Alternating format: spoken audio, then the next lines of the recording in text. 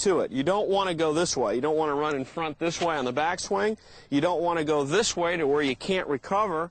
And you surely don't want to go back to the top and then move way in front. So it's a great reference for starting at left eye, allowing a little swivel behind the ball, and then back to it again.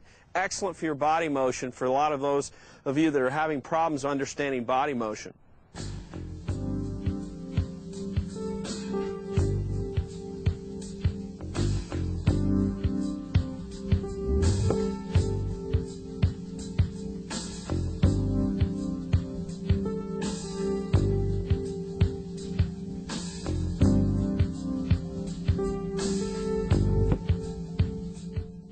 Another great use of the plane stick. This is a fundamental that you see from the best players that play the game. The bottom line is it starts with a setup. You can see my back pockets are out and up, which creates tilt in the spine, but yet it's still straight. Now, if you look at the best in the world, they'll extend back, they'll make their turn, and they're going to maintain their posture back and down. And you can see that when I'm hitting my golf shot. I'm not raising up going back, and I'm not going down this way, nor am I going this way through impact, which we see a lot of players do. You wonder why you're topping it or hitting it thin. You'll go this way, you may be okay here, but then all of a sudden you raise up. So the objective is to put the plane stick on the back and maintain that spine angle back and through, and you'll start to feel like, hey, I can hit more consistent shots from this position. You can see another great use for the plane stick. This is an excellent exercise for a person that has a right arm that flies around and club gets across the line, or the right arm gets too far behind their body at the top of the swing. And you can see here that I'm using this cleat where the string line is, and I have that right at my right heel. Now you can get pretty much right on top of this. I have my right foot against the plane stick board or base, and when I go back, I'm going to make a turn, and I'm going to feel like my right elbow is pointing down. Yes, it's away from the body, but it's pointing down. It's not getting behind me where I'm getting in that dreaded cross the line, terrible top of swing position. Excellent drill for that.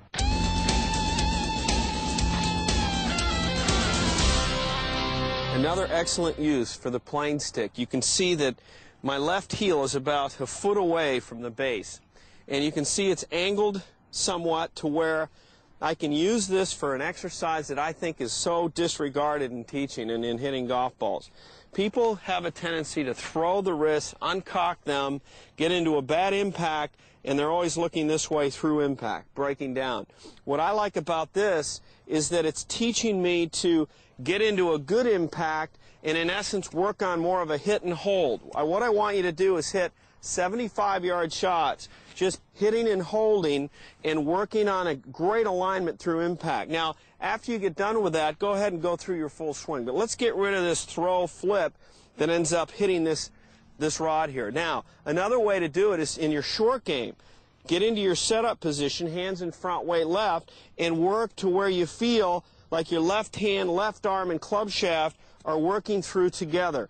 You don't want the club head to pass and hit this. This is a typical look that we see. We want to keep the hands, the shaft working through together in a good inline impact with a little bit of wrist cock going back. In great chipping, we see a poor setup position. You can see here I have the ball on the back side of the plane stick and my hands in front. One of my objectives is to make a little mini swing with my hands cocking slightly, but you can see my hands haven't gone way back this way the way some of you poor chippers do. There's a little hinge, and then as you go through, you're going to go ahead and extend and go forward. So this way, you're really feeling like the hands are staying in front of the plane stick as you hit little chip shots. It gives you more feel, and it's the best way to chip. You can see now with two plane sticks, I have the shaft is above my shaft a couple inches. You can see that I have in essence, an alley that's moving more from the inside path. If you're an over-the-topper, you're going to be here, and you're going to go through this obstacle course unsuccessfully. If you do it correctly, you're going to learn and rehearse and continue to extend, and do it slowly at first so that you can go back and forth and rehearse the right motion. Then if you hit a golf shot, have good tempo and have good club control, and it should make a difference for your swing path.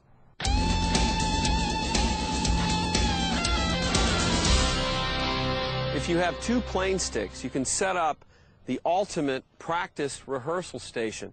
As you can see here, if I'm working on my backswing and my downswing, I now have both sides of the golf ball covered, which is very unusual. If you're working on this, for example, I'm going to step just forward, and I'm going to make backswings and through swings. I'm going to be working on the entire golf swing for the perfection. And again, it reminds me of the old plane board we used to see. You can use this also in another way. You can use this if you're having problems and you're a slicer.